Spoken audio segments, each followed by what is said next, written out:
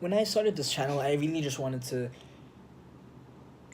show people some of the things that I've been reading and listening to and watching, and I realized over the last few weeks I've been more showing about music reviews. You know, the thing with music is that it's something very present in the moment and it's easy to digest, but I'm actually not as interested in that, and I feel like I want to go back to what I'm more interested in. I think, well, I am interested in music as well. I'm interested in so many things, but I haven't really talked about books lately, and the reason why is because I have this awful habit of buying books before I finish reading other books, and I never end up finishing the book, so I can't talk about the books.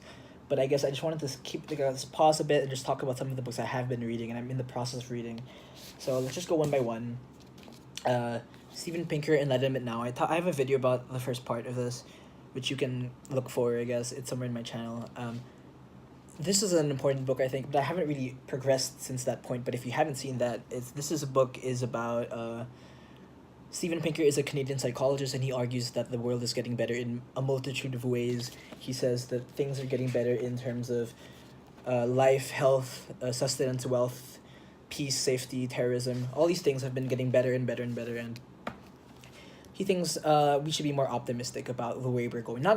He's not necessarily an optimist, but he says that there's many reasons for optimism, and that's what that book is about. I'm reading another book here. This is a great book. I haven't finished it yet. I should continue this book. I'm reading another book called Letters from a Stoic by Seneca. Seneca is a Roman, I think, philosopher and Stoic philosopher who was the tutor of Nero.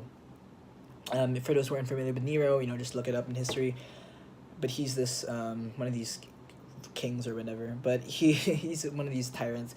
But Seneca is one of the first Stoic writers and philosophers, and he spread a lot of his thoughts and ideas in this book. He wrote letters to his friend, which became published. I guess the letters was like it was a genre at the time. At the time of his writing, this was around 60 AD. It was like a genre of writing, and he would disperse his wisdom on the public by writing in the form of letters to a friend, and he writes about a lot of letters and stuff. And the most recent one I read was 83, where he argues why we shouldn't be mourning when someone dies, and why we shouldn't be afraid of death, because it's just not being alive. And if we afraid of not being present 1,000 years ago, why shouldn't we be afraid? And we're not afraid of being present 1,000 years in the future. Why should we arbitrarily be worried about when we die, when that is just a part of life? And when you associate mourning for someone during a funeral, or crying or grieving for weeks and weeks and months and years, if you associate that with the amount of love you have for someone, since that grief eventually dissipates, whether it is within a week or 2 weeks or a month, that doesn't, if you attach your amount of love to someone with the amount of grieving you have, then that will make it such that the love will dissipate eventually as well. So we shouldn't tie those two together. You can be happy when someone dies because that person would have been lived a complete life. It's about the idea of living a complete life. Is that what he said? I remember he has a line here where he says, very great line, he says, I can't find it now. I should have looked for it. As it is with a play, so it is with life. What matters is not how long the acting lasts, but how good it is. It is not important at what point you stop.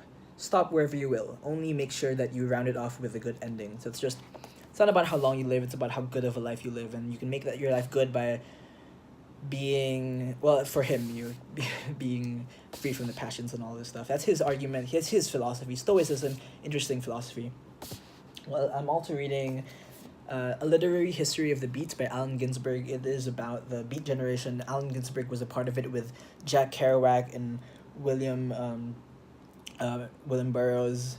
And this is a book that is written by Ginsberg, but I think it is I guess for those who are unfamiliar with the Beat generation, the Beat generation is this group of people in the 40s and 50s who met up in Colombia, these friends of sorts, and they started writing very radically, and they were inspiring a lot of people around the time with psychedelics and with there was this drug culture that preceded the hippie culture, but they were trying to express themselves through writing alongside the jazz scene in New York. And Allen Ginsberg was one of the main members of this kind of group of friends, and he in this book he this is actually a book from his lectures in the 60s, where he wants to give a history of the beats of his generation before he loses his memory, and he wants to let people remember it. So he taught this in schools, I think in the Naropa Institute, among others.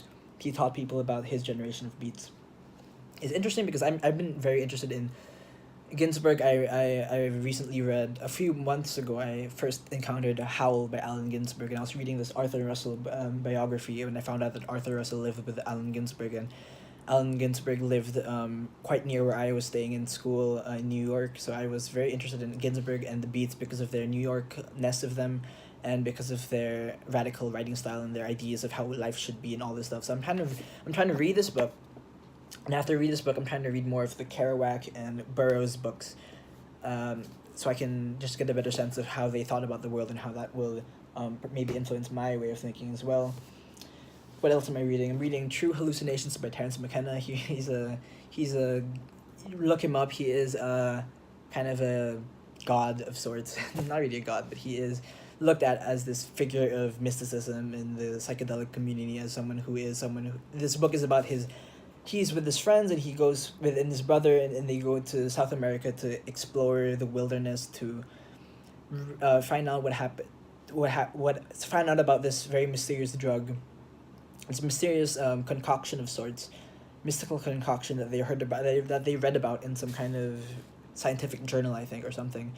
And that brings them to South America to find where this magical thing is, and so they can take it and see God or whatever. It's very interesting. It's called True Hallucinations by Terence McKenna, and you can read it as fiction or nonfiction.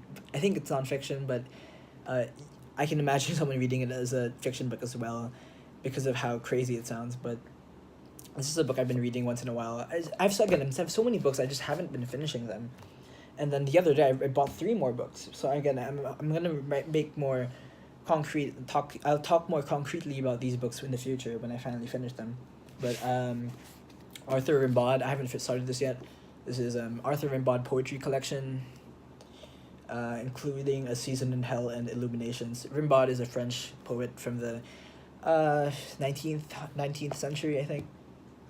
From France, I mean, Rainer Maria Rilke. I don't know how to pronounce it, but he's quite good from what I hear. He's also a 19th century poet, but I think he's from Germany. German poet, supposed to be really good. So these are things I'm supposed to be reading as well. And one more that I've started reading recently is this one, The Essential Rumi. Rumi is a Sufi poet, I think. Sufi? Yeah, he's a Sufi poet.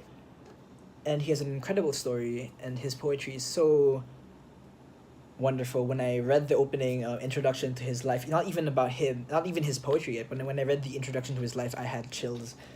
So I'm a big fan of this Rumi figure, Middle Eastern poet, mystic to some degree. So yeah, these are the books I've been surrounding myself by over the last few days, and I just slowly trying to read all of them, and I can't read everything. And the real thing is I really should be focusing on one book, because I have so many things I'm interested in, and I spread myself out too thin, and the only thing I can, that's kind of why I've been making these things about music lately, because music is so much easier to just talk about in the same sense. Films, I haven't really seen anything lately. This is another book I did buy recently, but I don't plan to read soon, but it's Arthur Schopenhauer's Essays and Aphorisms. I think he's a pessimist philosopher. I'm not sure, but I'm very interested in this guy. Yeah, these are the books I'm going to read, and hopefully talk more about over the next few weeks. Hopefully I finish them soon, because they are such good books. All of them are so good, and they're making me learn a lot of things, and I hope everyone learns more things. And the reason why I'm sharing this is because I want more people to engage themselves in learning, because learning is one of the things that I feel is something that people don't necessarily always push for outside of the school system, and schools aren't very good at teaching learning either, because no one really likes school and they force you to do things. So I mean, anyway, whatever. Check these books out, they're pretty good, I think.